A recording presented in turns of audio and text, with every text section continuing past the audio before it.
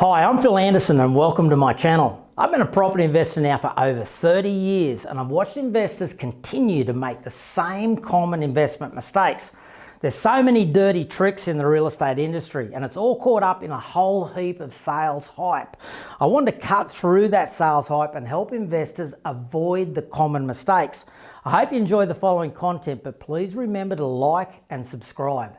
Welcome listeners and viewers across Australia. This is another episode of Street Smart Property Investing. Thanks for joining us. Look guys, last week I'd mentioned that I think it's very unfortunate that the real estate industry has done a great job of protecting the sellers over the years and unfortunately hasn't been as focused on protecting the buyers. A lot of that has to do with the fact that most agents and most roles within the industry is to do with selling real estate. And unlike America, Australia doesn't really have a strong history of having a buyer's agent or someone to really serve the buyer. So I think for the viewers out there, it's important for them to understand where this model comes from. Of course, investors across the nation are currently torn between the need to build wealth, which we all know we need to do to set ourselves up for retirement, but also protect our pocket. No one wants to go backwards in the pursuit of wealth. And we know that there's plenty of advice out there, but most of it is self-serving advice, self-serving sales advice. And that's because of the fact that, like I said, most of the people out there are really serving the developer or selling property in some way. I feel pretty strongly about stepping up and protecting the investors, and I'm glad you guys share that vision with me. And over the course of my 30 years as an investor and more recently over the last 15 years, leading a team of 1,000 individual investors, luckily for me, we've had hundreds, probably thousands of transactions where we've been able to work out a process to screen the national property markets, narrow down to what's the best properties to buy, how to control the contracts. And because today is a team sport, investing is a team sport. You can't do it on your own anymore. You'd be crazy if you even tried. Part of my model with Invest Approved is to certify each of the people that you need around you in that team. Very, very happy to have two of the better examples of industry professionals that are certified representatives of Invest Approved in each of the different ways that you protect and look after investors, the different hats that you wear.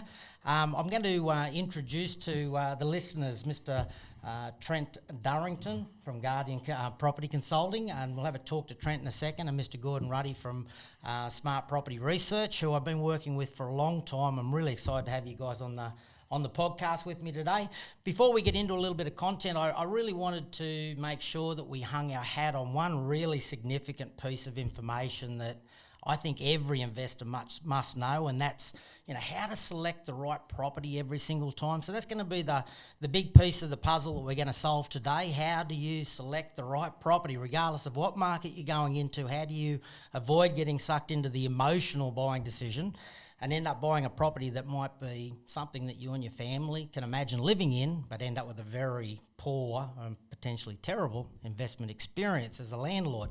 So we're going to cover off on how to pick the right property every time. We're going to cross over to the streets. We're going to talk to one of the hottest markets in Australia at the moment, one that's benefiting significantly from this big shift that's flowing through the Australian property market in this post-COVID-19 recovery, which is a nice thing to be mentioning.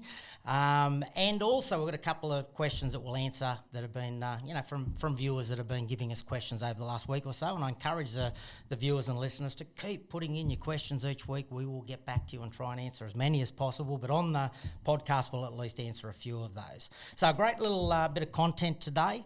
Trent, how are you, buddy? Yeah, good, Phil. Good, mate. To be here, mate. Good to just talk about property and what's happening on the ground. Yeah, good on you, pal. Thanks for joining us. So, mate, look, let's talk about that big shift.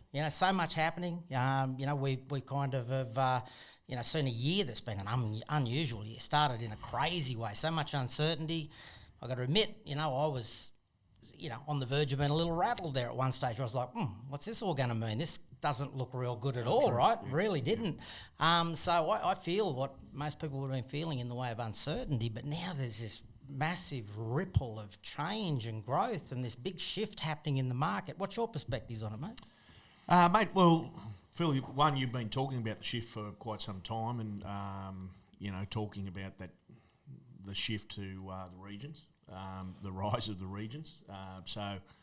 I think post-COVID, or during COVID and post-COVID, it's really just accelerated that big shift report that you've already written. So I think it's access to the big cities is the winner. Even the 3-hour commute for people chasing a sea and a tree change. And then there's some towns that are starting to stand on their own feet within 2-3 hours of capital cities. Got some big industry, big infrastructure. People are chasing the affordability and jobs and a lifestyle. And I guess if there was a bit of a persona around even the younger generation moving into the regions, whether that was potentially seen negatively from their peers, that's no longer the case. It's a very smart move that people are chasing that lifestyle, not sitting in traffic. There's a whole range and layers of why people are moving to the regions and the benefits of it. And I'll say it again, it's always been happening, but now the horse is bolted. Well, mate, thank you for mentioning the fact that we were already talking this big shift before COVID. Of course, that big shift that I was kind of very heavily into the research. I love my research, and I was very heavily watching what the impact would be of the tsunami of downsizers, of baby boomers retiring and rolling out of Sydney and Melbourne, where they'd want to go to. That's been a passionate part of my research for probably the last 5 years or more. And on the back of the GFC, that all got slowed down. The GFC really did hurt their financial situations. Most people had to stay in the workforce a little bit longer than expected. But we were expecting that tipping point to really start, pretty much we were all sitting back at the start of 2020 going, this is going to be a good year for us, because it had all of the signs that it was ready to be a great year. That ripple and those, the baby boomers downsizing and so forth were certainly starting to happen. The Sydney property market and the Melbourne property market had kind of had a little correction, but then it was starting to show strength again. It was coming back. Auction clearance rates were strong. Confidence was up. Everything was gearing up, but as much as it's nice of you to give me some credit for picking many of the elements, there's a lot of stuff that you could never have guessed. And this whole trend towards remote working and people just wanting to get out of the city and now having an opportunity to get out of the city, we've never seen anything like this. No, it's... I sort of visualise the family that has typically commuted an hour or so to the office, being a CBD morning and night, and reflecting on the time that they... either through productivity of, being happy going to work, and also then having the ability to spend more time with their family. You would think that people making this move potentially are going to be happier. That's going to help productivity. Reflecting back on what I was noting about the regions, I think towns like Gold Coast, Sunshine Coast in Queensland, Victoria, the Geelongs, that's really going to benefit those people that can potentially work remotely but still be an hour for a 1 day a week boardroom or office meeting, whatever easy that commute, means. easy commute. And the affordability factor, the slogan I've applied is, twice the life, half the price. You know what I mean? Because most people are they're going to those areas and they're purchasing properties that are affordable compared to the 1.2 million they may be seeing in their local suburb. They're now looking at price points from 500 to 700,000. A lot of those areas you can get a lovely family home in that price bracket. And of course, now the ability to just jump on a plane and be, 45-minute flight, or just jump on a major road and be, in many cases, a couple of hours and you're back in the city for a, fairly easy commute, which doesn't feel that much different to most of what their days were feeling anyway. So I think this is a really, this is a significant change. I feel like COVID-19 has changed the Australian property markets forever. Yeah, no question. And I think you generally find that the government would be happy about the shift as well. Absolutely. They've been trying their best through policy to try and speed up to the migration to the regions, and and they really hadn't nailed it to this point. But well, so much of the property bubble conversation had to do with the house prices in Sydney.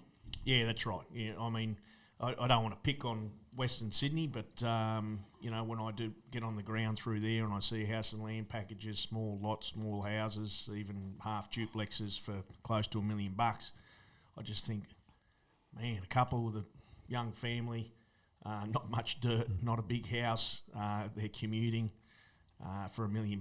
What they can get in the regions, it's just night and day. It is, isn't it? Yeah. But the big barrier was obviously employment. Employment was a barrier.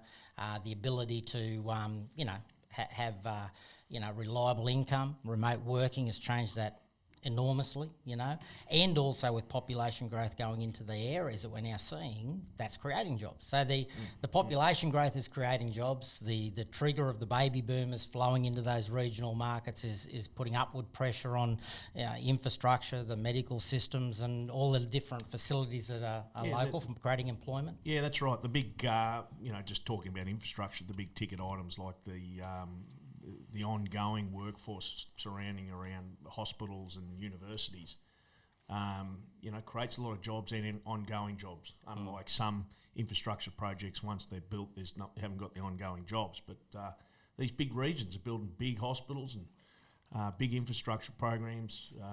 Mate, I was doing some research recently on a market that people could totally not consider, and that's Dubbo, big regional hub. It's the capital of the West, really. It's crossroads for transportation. There's a whole heap of significant infrastructure being put in there at the moment, and lots of job creation. But the problem is it's actually got just about the lowest employment rate in Australia. They nearly can't find people for the jobs, right? So it's just got this amazing need for people to move there. Now with tree change and so forth, of course, there is a trend towards that. There's strong population growth happening in the Tamworths and the Dubbos, which is really great considering they've had years of drought problems and economic issues. But it's a great example of the fact that people tend to be very surprised when they see the employment opportunities in the regions. And of course, if you get to the coastal markets, it's probably easier for people to imagine that there'll be big influxes of people because it is such a great lifestyle. As lifestyle cities are pretty damn attractive. But yeah, it's not only the coastal regions that are doing well in this post-COVID-19 ripple, I guess, And it is good to say post-COVID-19 because it certainly feels like it, right? Yeah, it feels does. like a new chapter. Yeah, It feels like a new chapter. Well, when you're talking about, I think the US rolling out vaccines here in the next month, Australia, within 3 months, it's happening. It's happening. Yeah. It might be wild till we get to jump on an international flight, but at least it feels like at home, gosh, we've done well. So let's have a little chat to Mr. Gordon Ruddy. Thanks for joining us this morning, mate. Morning, Phil.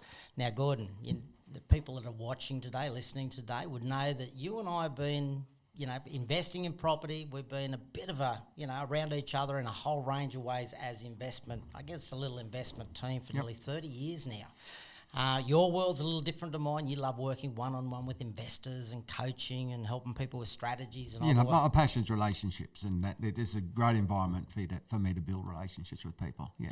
Well, mate, you're good at it. We're always hearing the praises about how much you enjoy working with the mums and dads, the people that potentially are too busy or a little bit scared, a little bit unsure as to how they know they need to build wealth. They certainly don't want to retire and need to access the government pension to fund their retirement years. So you're helping them build with I guess strategies that protect their pocket today, protect their lifestyle today, but help set them up to have meaningful wealth and retirement. I know you get great pleasure out of seeing people achieving those results. On the topic of this big shift, what are you seeing, mate? What are you hearing? What's it like dealing with clients with this happening? It's interesting. You go back a couple of years and, anyone that lived in the city was, why wouldn't I invest in the city? Why wouldn't I invest in Sydney or Melbourne?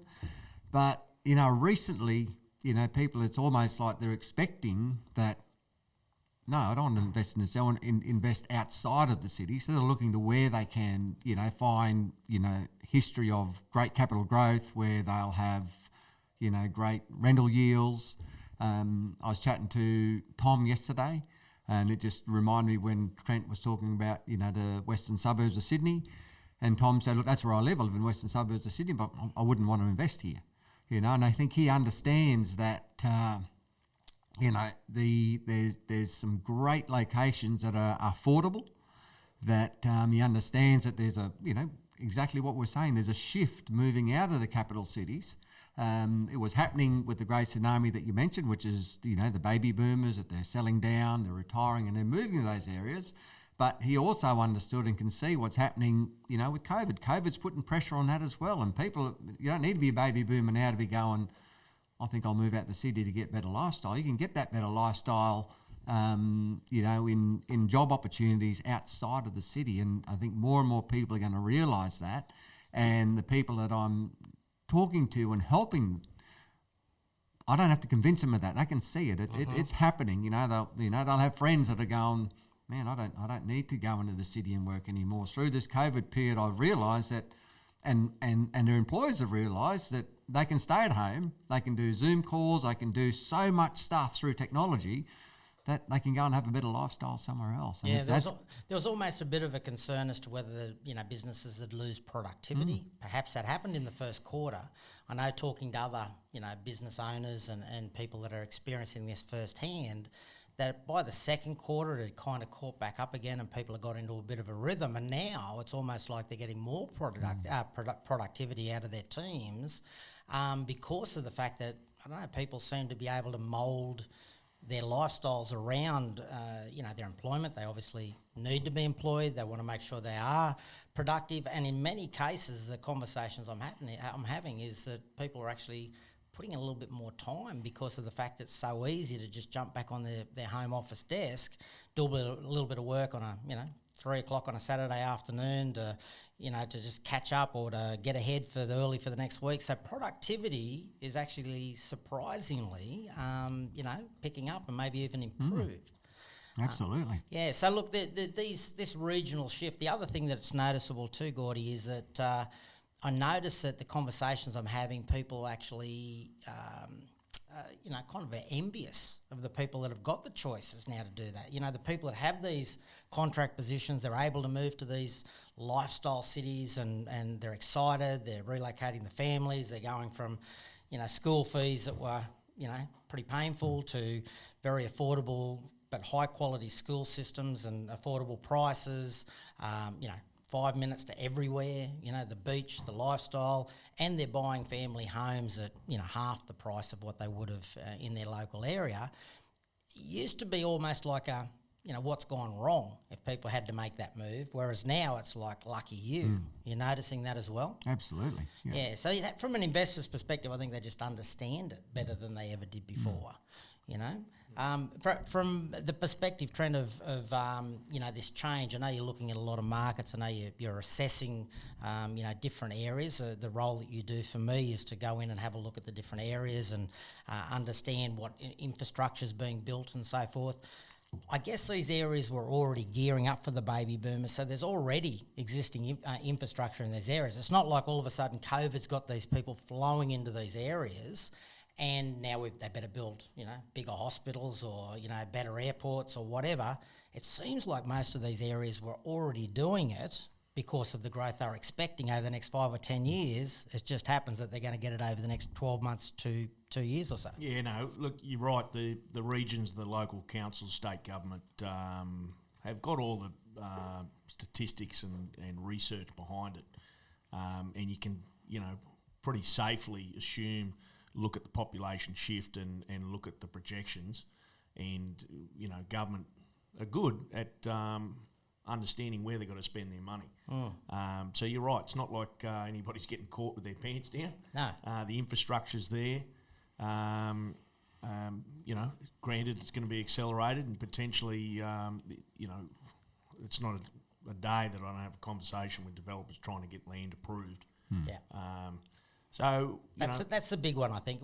As much as they've prepared for the infrastructure needed in the way of hospitals and schools and airports and all of those major amenities, and of course, as investors, we've chosen over the years to not go to the remote areas. We've chosen to steer away from the mining towns and the high risk areas. It served us very well that we haven't needed to go to those high risk markets. We've stayed to the, to the quality markets, and we know those quality cities, the regional cities, as being a great example of still a city, but people have overlooked them, I think, at their own to their own detriment.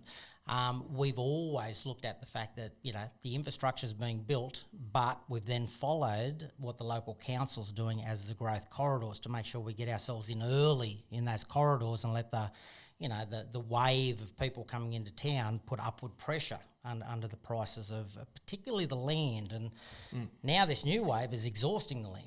That's right. Yeah, that's right. Everybody will catch up. We mentioned it last week. Credit to the government for the home builder grant. They've now extended that till March. But it all goes around in circles. The construction industry employs more than 1 million people, so they recognise that, and they can see the stats that by extending the home builder grant, it's helping further growth in the regions. Okay, well, so. But it's certainly an exciting time for the regions, and for me it's an exciting time for investors because not only are the regions affordable, the yields and so many other elements that we're going to dig apart, over the podcasts ahead, we'll dig away a lot of layers as to why there's a real formula here that's emerging that I think is creating the easiest window that I've ever seen in my 30 years of investing to build wealth through property. It's a bloody exciting time.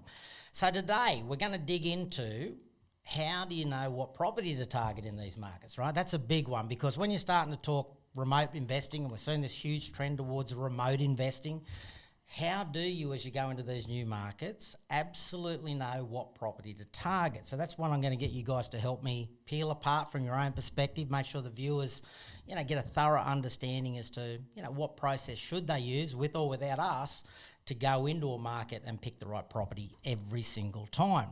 But before we do that, let's cross over and have a talk to one of the highest energy agents that I've been introduced to in the last 12 months. I know you know this gentleman really well. Let's see if we can get cross over and have a talk to Matt Conduit in Broadbeach on the Gold Coast. Hey, Matty, thanks for joining us, mate. How are you today? G'day, guys. Thanks. I'm really well, thanks. And warm wishes from beautiful Broadbeach. Thanks for the opportunity this morning to have a chat to you guys. No, our pleasure, mate. Our pleasure. Look, I know that I was formally introduced to you by Trent, who's known you for many years and speaks very highly of you guys. But mate, I'm going to lead out because I know Trent's going to push me out of the road in a second. I want to ask you a few questions. What I had heard prior to meeting you was that you're obviously very accomplished in the real estate industry. You had your own office, I believe, before the LJ Hooker office for maybe 10 years or so. Your own brand. Yeah, that's right. I've been here in the same office for 14 years in Broadbeach, and I had my own company, Conduit Agencies, prior to taking over LJ Hooker about 8 years ago now. In fact, I think it's come up to 9 it was 9 in November, actually. I still remember that, Matty. That's amazing where that time's gone. Yeah, it's flown. I sort of had my own boutique brand here, and we were all happy and well. And then kept knocking on the door to take over the franchise, and it's been good for us since. We've grown a lot, and the business has grown, and we've got 15 staff now, and I think 300 under management. And 3 offices here in Broadbeach. So, wow. Yeah, it's been a good change. Yeah, mate. Look, that's a bit humble of you to say it. I've heard you like one of the top performers in the whole network, and I know it's one of the biggest networks. I think it's 660 offices or something, and you've consistently stayed in one of the top 10% and even beyond, but definitely always the top 10% as a performer. So very strong. Yeah, thanks, mate. It's just about being consistent and doing the right thing by people the whole way through, to be fair.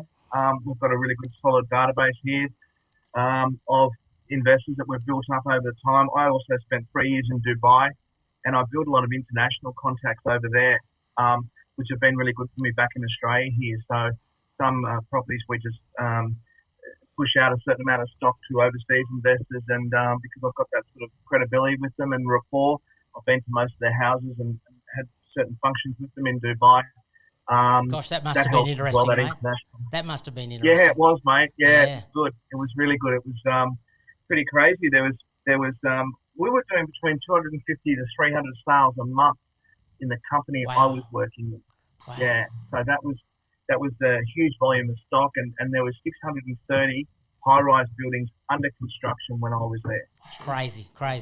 Like, I went over. I actually did some, sales tours and had a good look at potentially entering the Dubai market. And I think I probably had the timing okay because it continued to rally for probably 2 or 3 more years after I'd kind of decided, I didn't know enough to really be confident to have a crack at it, right? But the scale and mate, in a better than most, in a paddock of sand, of not much else going on, absolutely gorgeous property.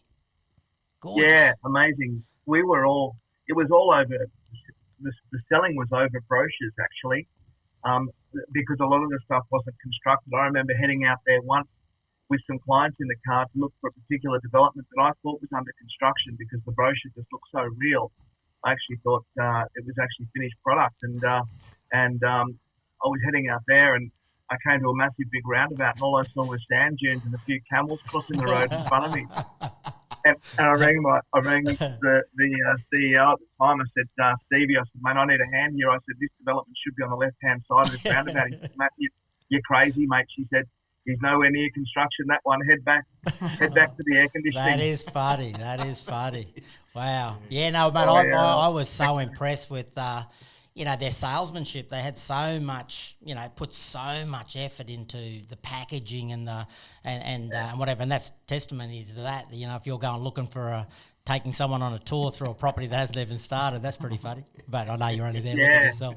The brochures were, I don't know, probably equivalent of $300 or $400 Australian per brochure. Like they were that beautiful that people were just in love with these beautiful brochures. They were quite amazing. It's like a book.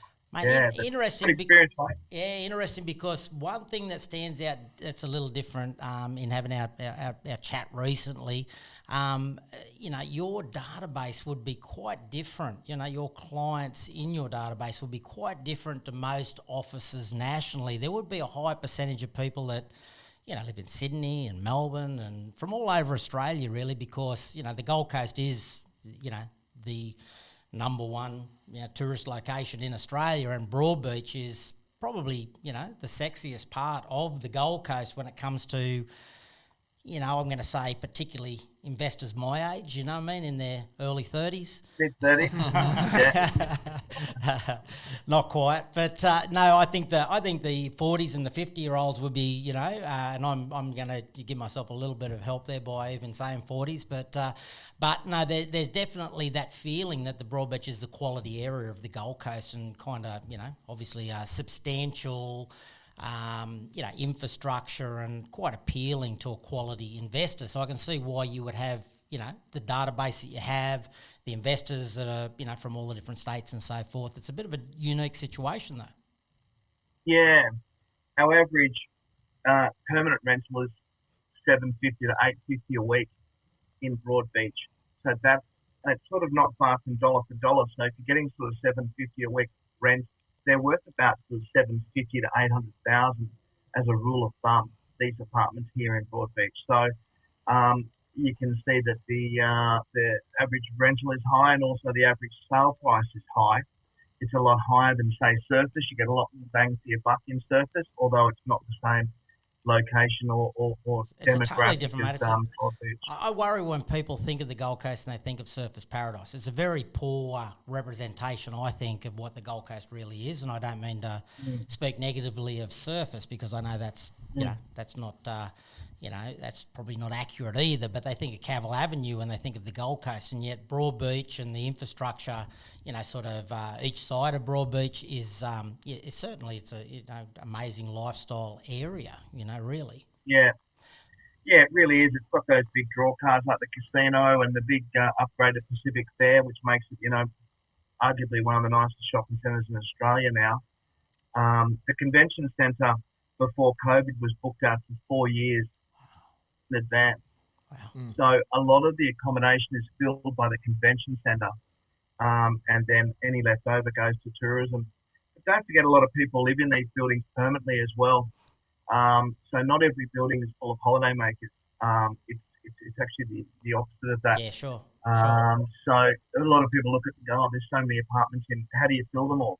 Well, let me tell you, they fill them all right. Don't worry about that. In fact, in some cases, we've got an undersupply of apartments here for the holidaymakers. And for permanent rentals, it's always been strong. I've got 300 on my list for property management that we manage in another office here, and I've currently got 3 available. In fact, they're not actually available to move into. They're just people exiting before Christmas. So I can basically say I've got no vacancy. Mate, it's look that I mean, I know that in every shift, whenever there's a transition of people out of Sydney and Melbourne, when they're leaving, the Gold Coast is always going to be on the top. In the top 10 list somewhere as to where people are moving to. It's an incredibly kind of popular spot to be moving to, obviously, mate. And I know, well, just before we touch on the property management side of things, because I know Trent sings your praises, mate. I know, would it be fair in saying, I hope I don't say the wrong thing when I say the girls in your office that do the property management are known as being amazing at what they do. I don't want to disrespect any guys that are in the property management team. I've heard about the girls so much. They're all girls, actually. Oh, there you go. Yeah, they are actually all girls. Oh, there's one guy that's could be borderline. Could be a photo finish there, but generally speaking, mate, they're all females and they're all very experienced, and they do a very good job. And it's important that they do, though, because there's a lot of trust in managing someone's property. And majority of the time, the clients are not here, so there's a lot of responsibility that goes with that, and trust in a brand, and trust in not just the brand, but the people behind the brand that are doing the business, and ensuring that we get good quality tenants in there. We do a minimum of 6-month lease, but normally it's 6 with a 6-month option, just so we can make the decision about the tenant after 6 months, whether we give it another 6 months or not. And we've got it's interesting. Even when you say that, that's really about being, proactive, staying in control of the situation, protecting the landlord, being the person that, you're not giving control to the tenant, where you see people that let 12-month leases expire and then they just let them go month to month and just grateful to have someone in there. It's a pretty lazy approach, and you're on the opposite end where you're being so proactive. You're saying, look, I'll give you 6 months, I'll review it, and if we're happy, we'll give you another 6 months, mate. That's that's great to hear. Yeah. Well, I'm a testament to that. You guys looked after my house, one of my houses on the golf course, on the Gold Coast for it'd be 10 years now, I guess. And vacancy has been next to zero. Yep. And I feel like a lot of your some of the tenants, majority of the tenants have come from your database. As far as advertising, Maddie even move into the house. So, no, testament to you and your girls. Jess, shout out to Jess, who's one of the girls, obviously in the office. She's outstanding.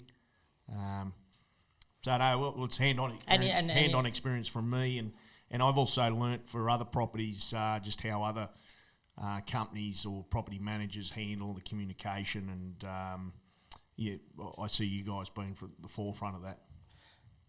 Yeah, thanks, Trent. That's good feedback, and I'll let Jess and the girls know in the team there. It's just so important. We screen the tenants very, very stringently, I guess, before they move in. We just go that extra mile with ensuring that we're getting good quality people in the property, because it's pretty tough to get them out. They're not the right type of calibre of people. So, and we're sort of blessed with the fact that we've got a good selection and a wide variety of tenants to choose from per property. Normally, COVID knocked us around a little bit. At the start of COVID, we had a lot of tenants sort of putting their hands up saying, hey, we're going to struggle paying the rent here.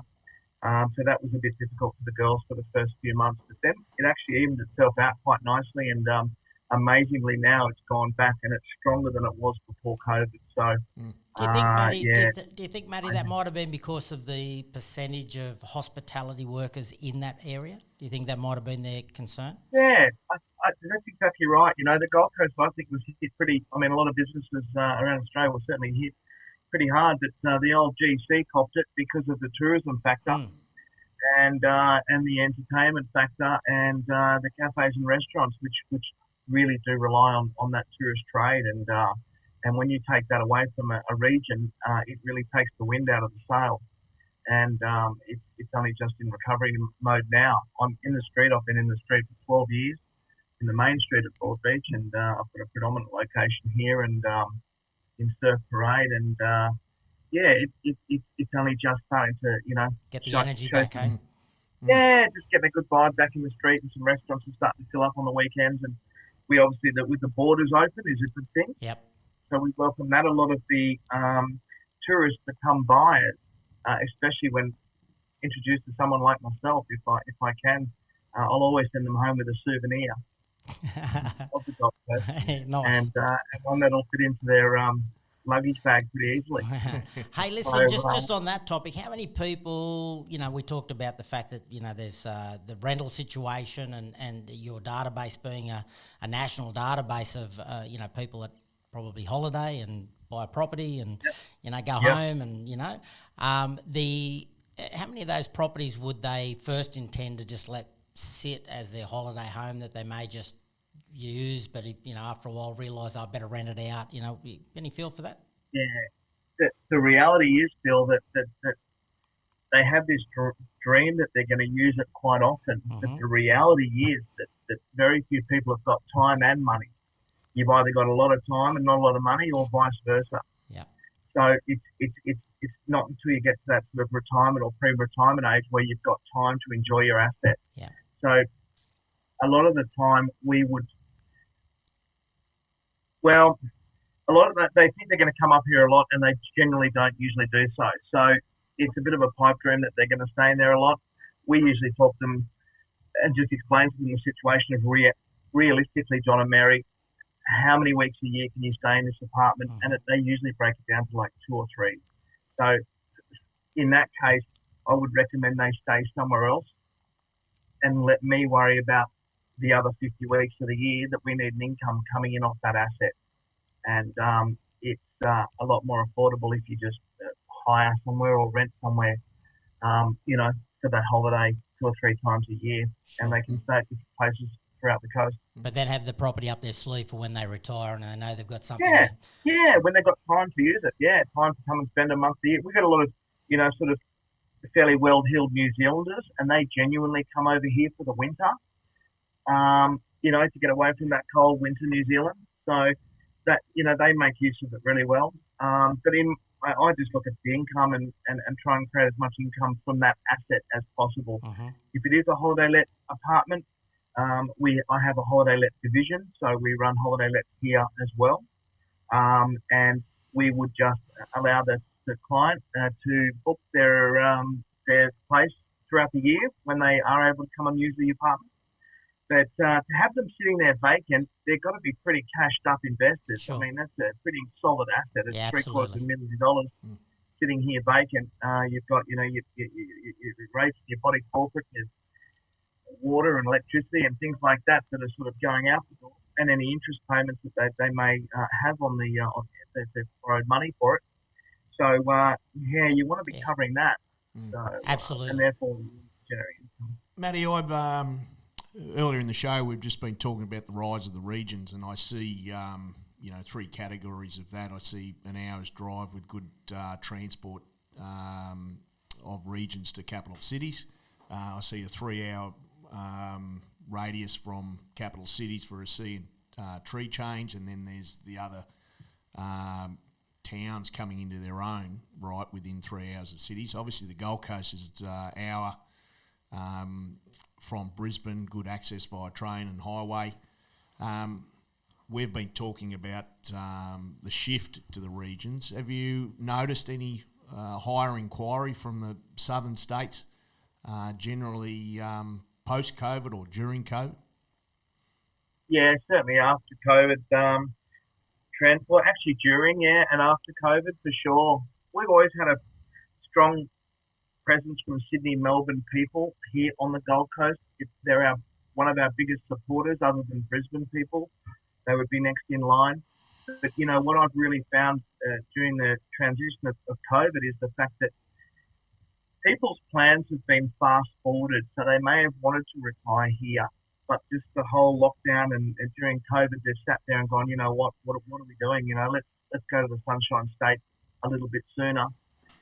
Now that a lot more people are working from home and working from home successfully, um, it just opens you up now to be able to work from this beautiful part of the world now and not be locked in a full-on city somewhere. And that has been a huge push. We're also, just with the rental market, we're getting a lot of Brisbane people renting property permanently here now and renting out their own place in Brisbane and working from home on the Gold Coast. Well, there you go. There's another That's sign, interesting, isn't it? push from Yeah. the centre of CBDs, even the push out of They're Brisbane. going, yeah, it's their Again into the employers region. that- Yeah, that's interesting, mate. Yeah, a lot of Brisbane people renting property permanently on the Gold Coast, working from home.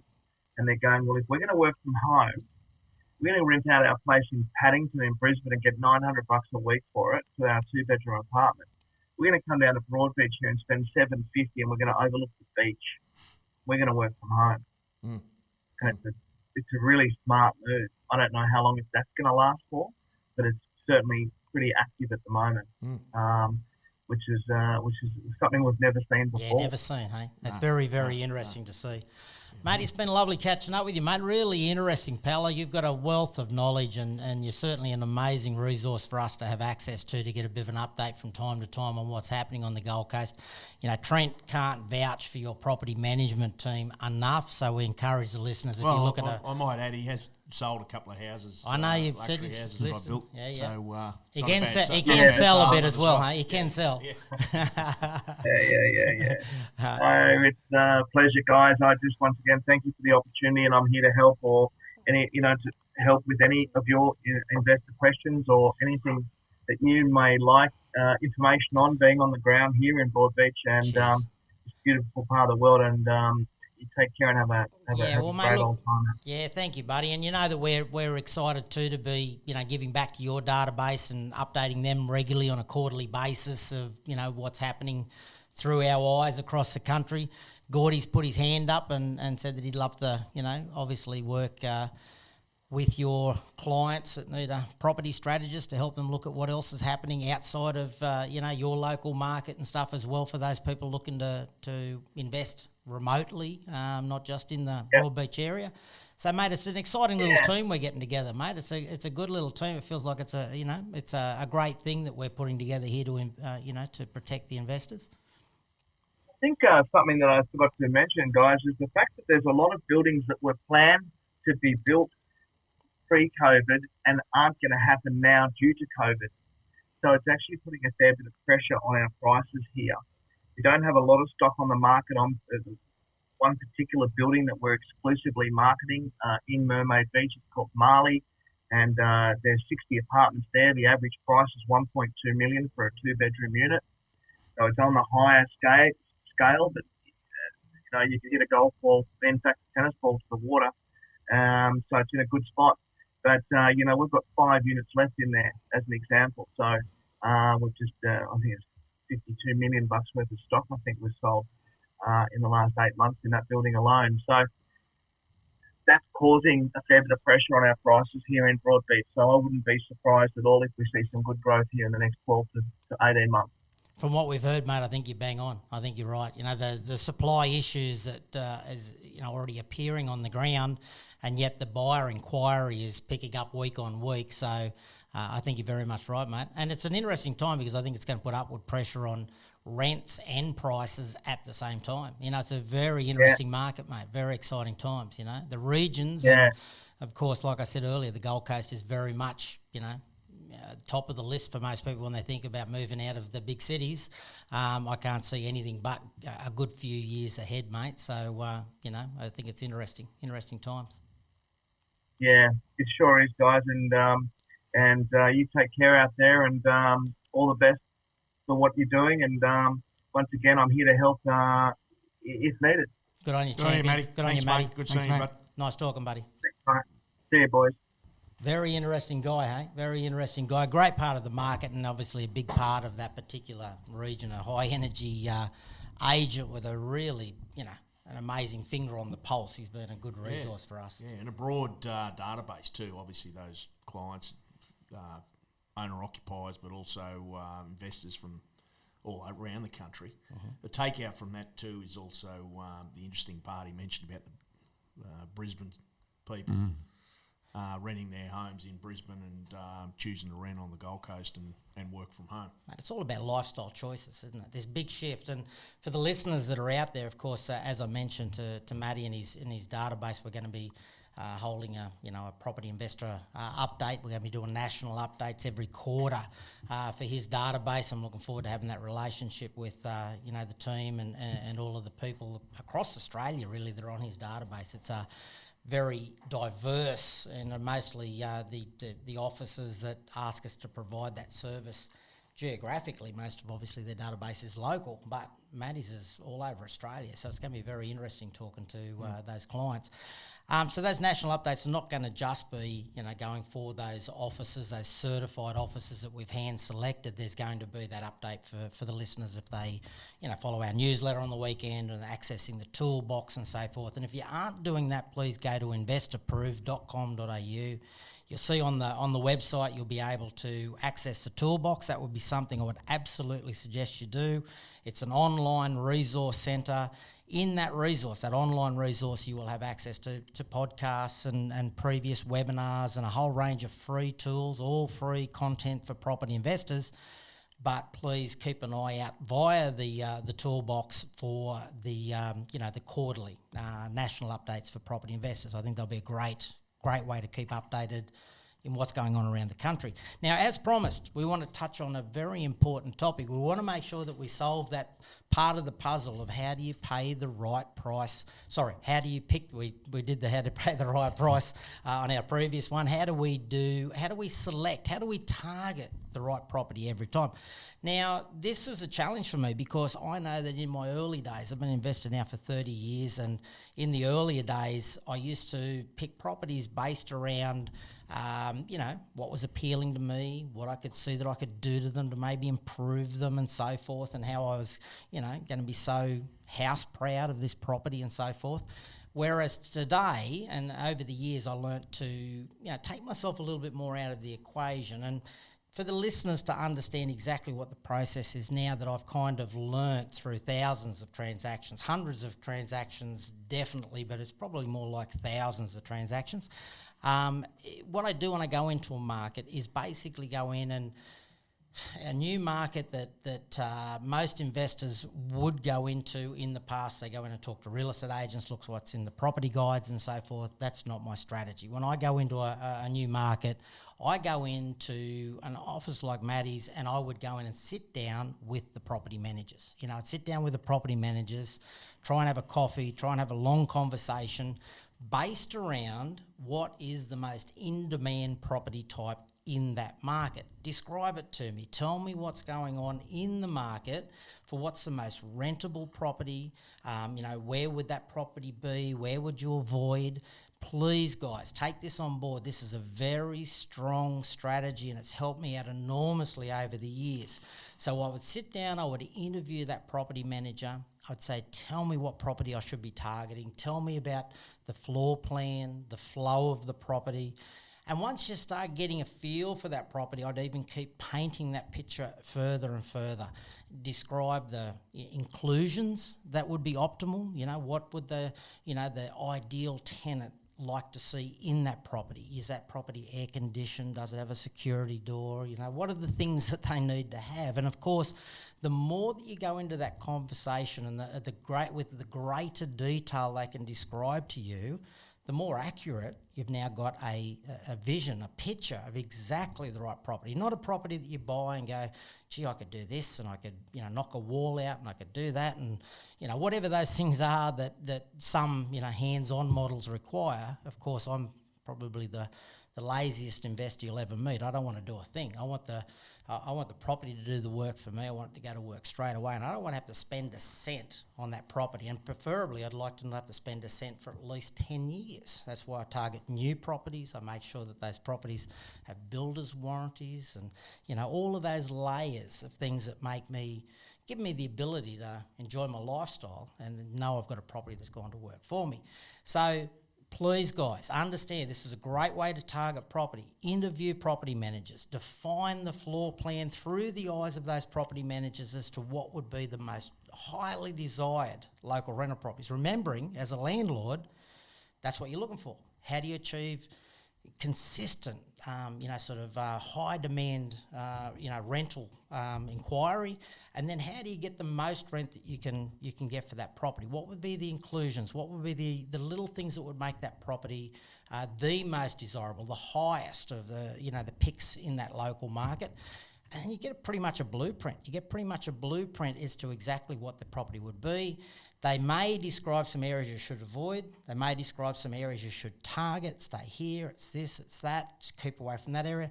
Remembering that the motivation for the property manager is that they want to make their life easier as well. They don't want to, just because, and a lot of investors that go in and buy the cheapest stock they can buy, and they think about a little reno or this or that, and they're looking for, some highly affordable, what they think is going to be stronger cash flow, et cetera, it just tends to spiral into something opposite to that. But the reality is that the property managers tend to also look at those properties and go, they'll take them on because they want the properties to manage, but they know that the further they go down that path, potentially the more problems they're going to have with tenants as well. So they're looking to make their life as easy as possible, get the best quality tenants, have happy landlords, not have any maintenance issues that they've got to organise the repairs on and so forth. So it's a great system. I highly recommend it. It's proven to be an incredible part of our overall screening process. It's something I enjoy. It's something that I get new realisations out every time I go through that process. And of course, once I've got this beautiful, perfect little wish list, I then pass the ball to Trent. And of course, mate, describe what you would do from that point onwards, mate. Once I tell you, this is what I'm looking for in this market. I've already approved the location by this stage. Yep. I've gone, this location's investor approved. What property would we target in it? Now I've got the description of that. I pass it over to Trent. Yeah, well, I guess the easiest way for me to screen an area and specifically an estate is to walk the dirt, to be there a few different times throughout the day. One of my favourite times going into an estate is sort of mid-morning. I tend to find, with the infrastructure within an estate, whether it be parks and playgrounds, the mums playing, having a coffee down at the cafe within the estate, the kids playing, you soon can understand the demographic that lives. So what you're describing here is when I say this is what I've been told, this is the sort of property, here's the areas that I believe are worth investigating, you're now on the ground going, does this make sense through your eyes? Is this the sort of area you'd want to be in and have an investment property? Yeah, well, that's exactly that. It's fine to be told that there's a certain level of investment or lack of investment in an owner-occupier estate, but you've got to be sure. And I do that by getting on the ground. Mate, you said something to me the other day where we got a tip about an area, an estate, and you came back to me and said, oh, mate, you should see that estate. It's all rentals. Yeah. And it on paper, it presented very well. And you know what, I won't put property up until I've walked the dirt and I've got a real feel of it. And, some of the strategists saying, well, this looks like a great property, the yield's great, everything's... But, and mate, we see it every day. We see those sales groups that are selling property that are very comfortable putting, all of their, investors into the same estate, side by side, you know what I mean? And maybe they're only one of 10 other sales groups that are selling in that same estate, and the whole damn estate is full of rental properties, which is highly concerning for us, It is concerning for us. On the flip side, maybe potentially at the end of the day, it comes down to a numbers game and that investment property is a vehicle to a bigger picture for that particular investor, which is fine. Yep. But we like to be sure that it's that vehicle is something that our investors can be It's a fair point. house proud. Yeah, it's a fair point, and I think what you're saying there is that even those estates, because we've not gotten involved in those over the many years we've been doing this, and yet 10 years later we've looked back and gone, actually they did pretty good out of it, right? The market still worked out pretty good. Yeah. Where it worries me is just along the way, if someone needed to sell or wanted to get out of the property, how attractive is it from a sales perspective of a family wanting to move in there? How saleable is it? Are others going to feel what we feel with regards to that high percentage of renters in a market? Yeah, that's right. It's obviously our investors are in for the long run, but exactly that. What is the exit strategy? And I like to feel that they put it on the market, put their investment property on the market, and there's a owner-occupier knocking on the door wanting to get into that estate, because some of these areas we go into, we can stand proud and say, how good does it feel to be, and I say that coffee time, mid-morning, 10 o'clock, and you go through those estates, you see the young families and the house-proud owners in there, and to know that you've got an investment property within one of those estates, it makes me feel good. So that's a big part of my sort of role. It's also to be sure about access to infrastructure. We're being sure what stage, is it close to a main road, or is there power lines, those types of things. We try to do our very best to cross-check those type of things that potentially might be detrimental to a good investment property. And being on the ground with builders and developers and understanding what's coming on, who's acquiring in that area at the moment. Who's the big players? Have you got the big public companies that are potentially looking at a 100-hectare site down the road?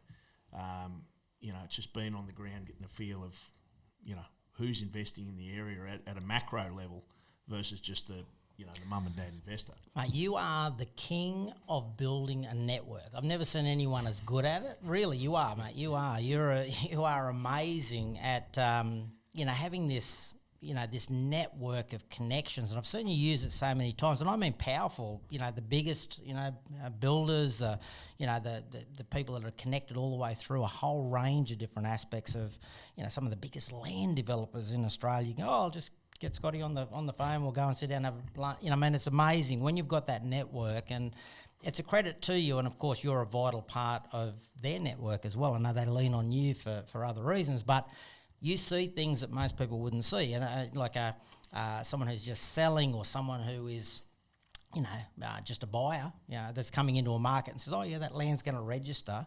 I might put, my an expression of interest down on that block of land.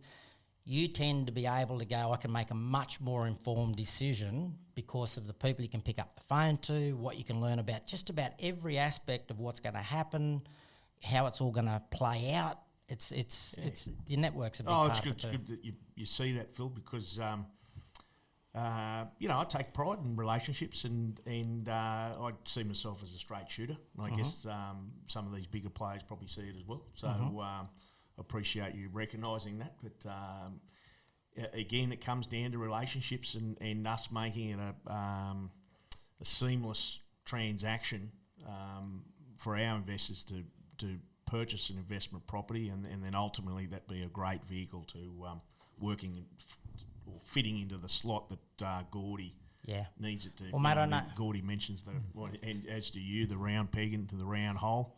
So I take pride in that. Good on you, mate. And I know I make life hard for you because I'm always excited about what's coming on, what markets I think are going to move. I'm always looking at the research side of things and going, hey, I'd like to see this place come on. I'd like to know whether we could approve that location.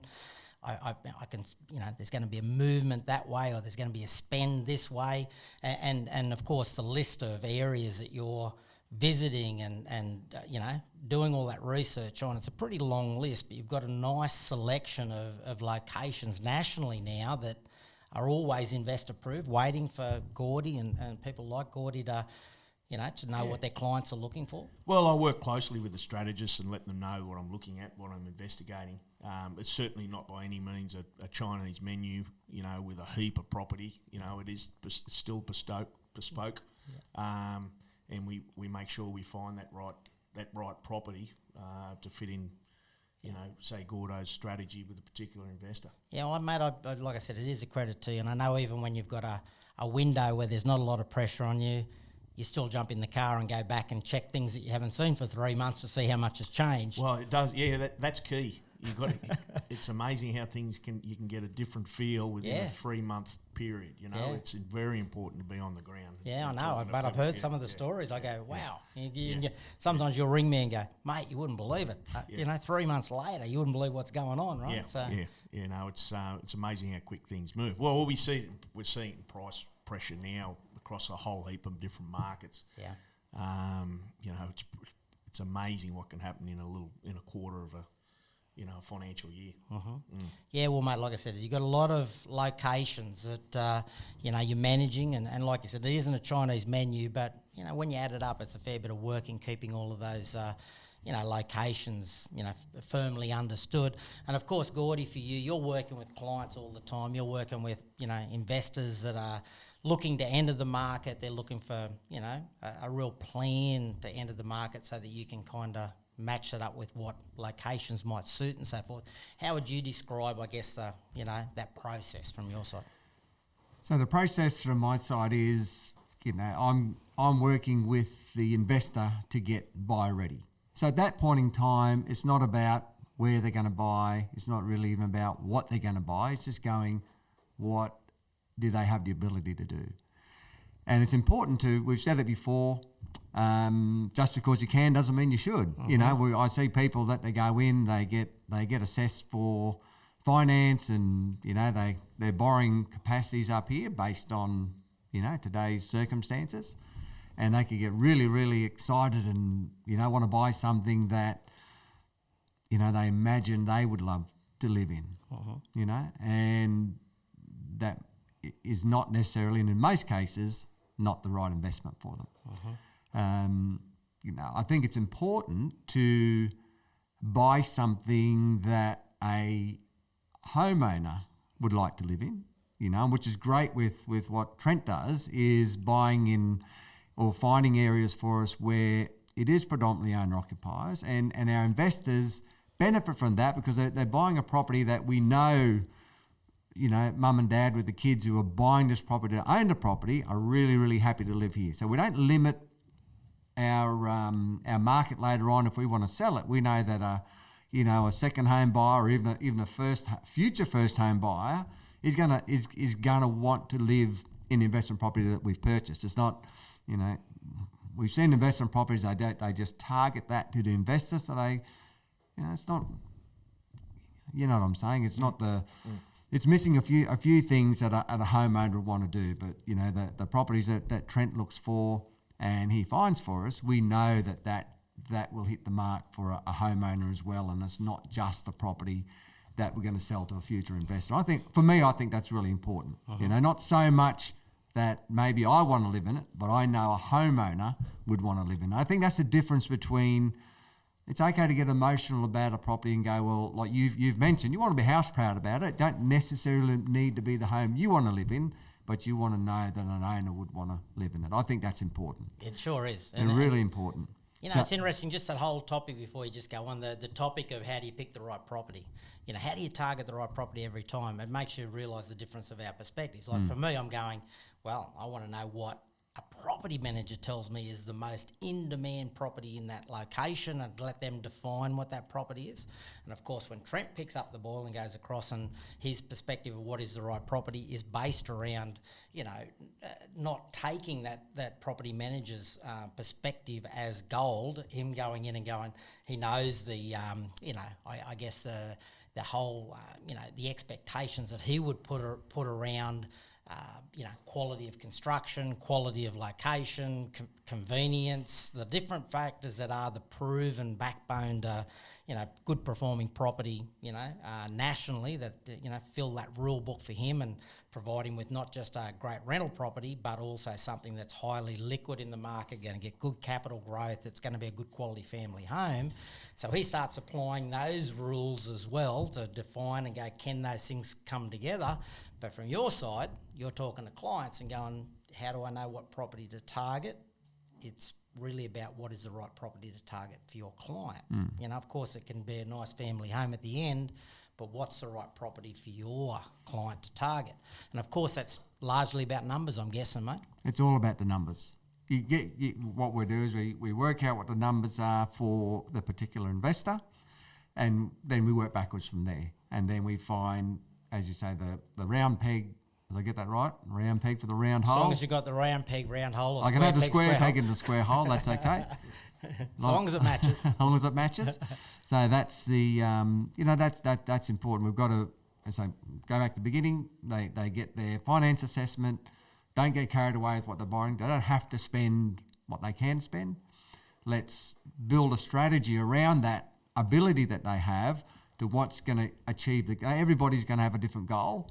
So what are you really trying to achieve? And then we match the property. I've seen you guys do that. it. I've seen you guys sit down and have a conversation about specific people and parts of their portfolio, inside their super fund, outside of their super fund, all those different aspects I hear you guys talking about, and how excited you get about the whole idea of the perfect thing you're going to be taking back to, Mr. and Mrs. Smith and presenting to them and narrowing that down through Trent's, eyes as far as here's a couple of locations that fit that price point. Have got great, great story around it. We know it matches up with what's the most in-demand stock in that location from the rental perspective. It must be very empowering. And it also makes me realise how damn hard it is for an independent investor to do that on their own. Gosh, how would you do it? How would you find the time? How could you get all your experience and I've obviously, all the hours I put into the research behind it, but the reality is it's creating an unfair advantage, and then it becomes a bespoke thing. Trent will go, I can find a block to do that, or I think I can get hold of he knows the network, he knows the locations, and then all of a sudden it becomes this bespoke process. I know I say it every time, but for me, it's really, really exciting for me to create an environment for an investor that's just an enjoyable environment, which and I've said it before, the best environment for an investor is, you call it the lazy investor, but it's the one that doesn't have to think about that investment. They don't have to worry about it every month. How am I getting the rent? Do I have to worry about have I got the wrong tenants in the property? We help them identify the best property management team, in the location, and just take all that worry away. That's the best. I mentioned my my clients who purchased 4 years ago that they've had Life changer. But in that 4 years they've had to do anything. They've just sat there. The property's gone to work. You say every time, I want the property to go to work for me the day that I buy it, and that happens, and you look back and you just shake your head, and for me, it gives me such a great feeling for someone to come back to me and go, you know what, this has cost me nothing. It's actually been cash flow positive for the last 4 years. The bank's rung me and told me now I've got an extra $200,000 worth of equity. Tell me what to do next. Yeah, giddy up. Giddy up. It just feels so good. Yeah, it does. That's an awesome, awesome feeling. Mate, I know your heart's fully in this. And, we were at breakfast, as you know, 2 or 3 weeks ago now with some other businessmen, and Dean, the electrician, kind of piped up and described his experience and you helping him, and I can see you getting a little emotional too, because he did. He literally got a little emotional as to how much Gordy's changed his perspective on investing and his life, really, and how much, that heartfelt connection is with you and him, just because you were prepared to take on things that, were concerns for him and challenges for him and turn his life around, mate. So it's a pretty special thing, and you should be very proud of yourself, mate. You should be very proud of yourself. Hey, let's just before we all end up with a box of tissues or something, let's just answer a few questions. Hopefully that helps people understand the importance of targeting the right property through a few different perspectives and how you can do it quite easily. We have a couple of questions here that we thought were really, good ones to close out today's podcast on. Chloe had a question for us. Based on Gordy, you'd be good to answer this one, mate. That they've let's let Trent do this one, because I think Dean's question that's here, yet another Dean, they're following you around, mate. Chloe's question is that she's held a property. She's had a property that she's held with no growth. And she finds it a little hard to, we had a little chat last week about the property prices, and how they react, and she said property prices don't always go up. How would you respond to something like that? Chloe's had this property for 6 years. Last week we spoke about some cycles. We might have touched about some cycles, and traditionally, depending on the area and factors like infrastructure, government, population growth, a whole range of different factors, will depend how a property grows. Now, for me, I think you guys will be testing with this. I see a lot of the growth happen in the last third of a property cycle. So whether the cycle is, a 10-year cycle, it can even be less than that. It can. Yeah, well, it can be. You're right. It can be. It could jump up, 20% within 12 months, 100%. Depending on when you buy in the cycle, really. When you buy in the cycle, it is. Yeah. Sydney's a typical cycle that'll sort of go for 6 to 7 years, not do anything, and then bang, it might jump 30, 40%. You know, it's done that over the last few cycles. So my answer there for is it Chloe? Is there, if you've got the right property, it shouldn't be costing you any money, and it's a set and forget. It's a lazy investment. It'll be a lazy investor, and you just got to be sometimes a little bit patient, and that growth will come. If it's a quality market, it will. And Gordy shared a story of his brother that sold a year or two too early and then missed out on the property doubling in price. So Chloe, hang in there, please. Well, we've done that. Well, I can put my hand up and say I've sold too early. Before. We've all done that. We've all, I guess that's experience. The gift of hindsight. Just one other thing I'll see with that, particularly from my perspective, from a development standpoint, and how staging and pricing developments and how that goes. If it's a larger master plan community, 500 plus lots, they're staging their pricing on the land. So a 450 square metre block that potentially is at the beginning of the estate is 200 grand.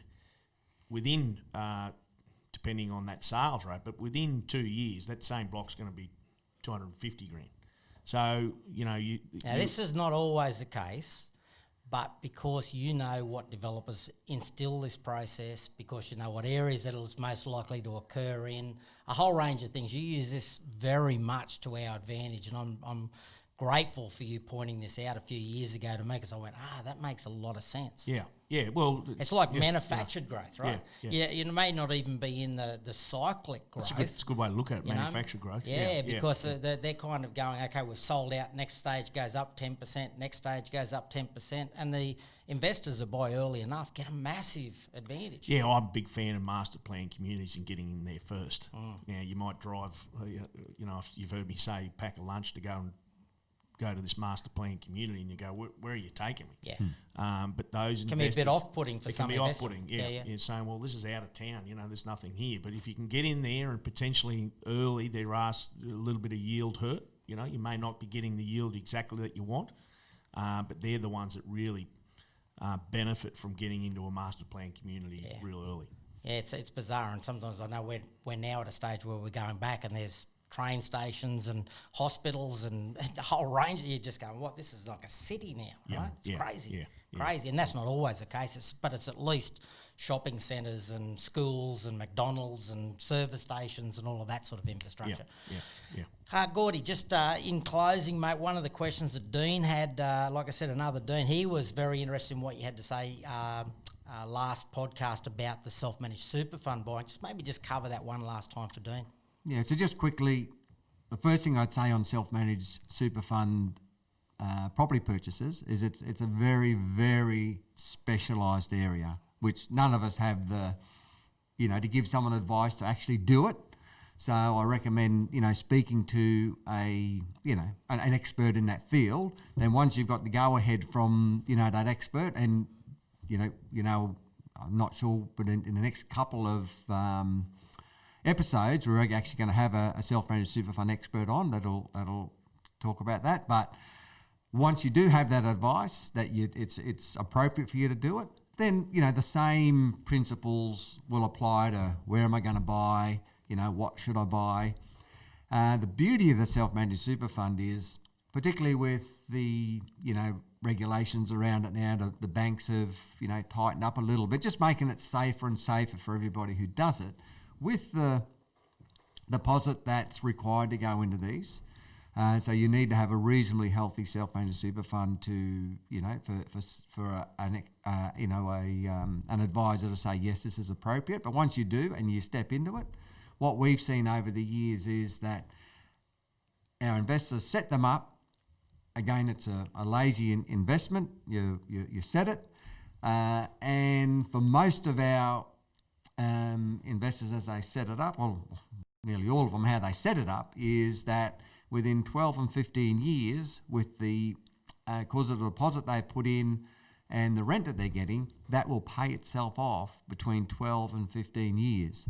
So, for example, if you're 50 years old and you pay that off, by the time you're 65, it's paid off, it's done, you owe no money on it.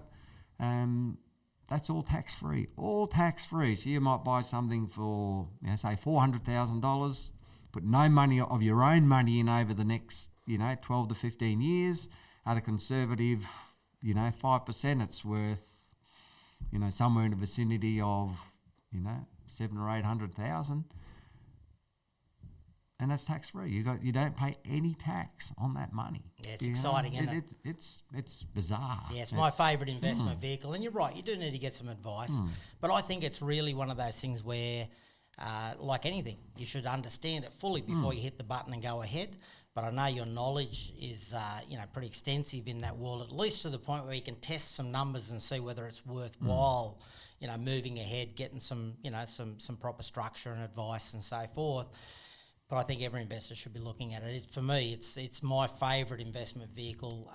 In my I might just add though, I said you buy a $400,000 property. This is a leverage. You buy a $400,000 property that turns into $750,000 to $800,000 property. It's not $400,000 that's turned into an $800,000 investment. They've used, even if they use say a 30% deposit. So plus costs, so say they've put in $80,000 or $90,000 as their deposit. It's the $80,000 or $90,000 that's turned into $700,000, not their $400,000. Yeah. You know what I mean? That's the leverage that we can get. I know I've seen investors that typically with about $200,000 in their super fund been a pretty good fit for it. And like I said, once again, you just test the numbers and see how it is. But by using, and I've seen the numbers more recently where people are using about $150,000 out of their super fund, but what they're looking at is like $1 million plus additional, sort of equity in retirement, and if they hit the and buttons, income. It's great. It's a very, very sexy model, and you're right. We will get someone in to talk about that over the coming weeks. Hey guys, thanks again. Hey, been a great chat again. It's been really good having you share some of your knowledge and insights into what's going on the ground and how investors can protect themselves. I appreciate you joining me again. No, it's good to be here, Phil. It's I'm appreciating the questions that come through as well. That's a good way to reflect on last week's podcast. Good on you. Good on you. Right. Guys, Thanks, Phil. don't forget to like, Don't forget to subscribe, guys. Keep following us. Next week, I think what we'll do, guys, is we will catch, I think the part of the puzzle that I think we should really focus on is the element we were talking about before we started, that number one key element that we believe every property investor should be looking for in their property. There's one key market winner, I think, one part of that property investment selection process that's the big winner from COVID-19. Let's touch on that one key element when we chat next time. Keep us in suspense. Talk soon, guys. Good on Thanks you. again, Thanks, eh? Phil. Thank you. Thanks for watching, guys. Don't forget to subscribe. Feel free to leave a question below. I look forward to helping you with all of your needs around property. Take care and we'll talk soon.